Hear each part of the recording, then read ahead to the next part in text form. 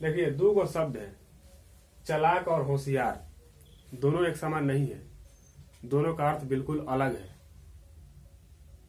क्योंकि चालाक जो शब्द है ये च, ल और क से बना हुआ है। और च से क्या होता है? चोरी। ल से लालच, क से कपटी, कपट। तो इन सब चीजों को मिला करके चालाक बना है।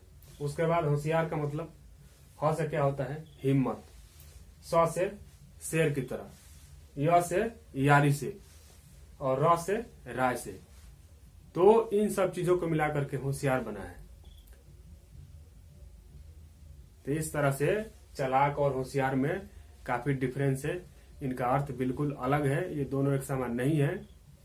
तो कभी भी यूज कीजिए, इस्तेमाल कीजिए इन सब चीजों को, इन शब्दों को, तो ध्यान रखिए कि किसके लिए कौन सही है और किस जगह पे सही है। इनका मतलब बिल्कुल अलग है।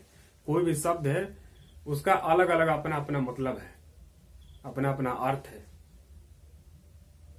तो इस तरह से लाइफ में चालाक नहीं, होशियार बनिए और शब्दों को इस्तेमाल करते हुए इन सब चीजों का ध्यान रखें।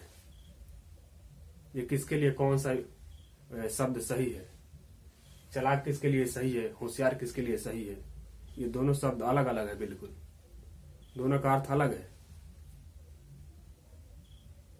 तो इस तरह से चालाक और होशियार में डिफरेंस और फर्क है, इनका अर्थ में भिन्नता है।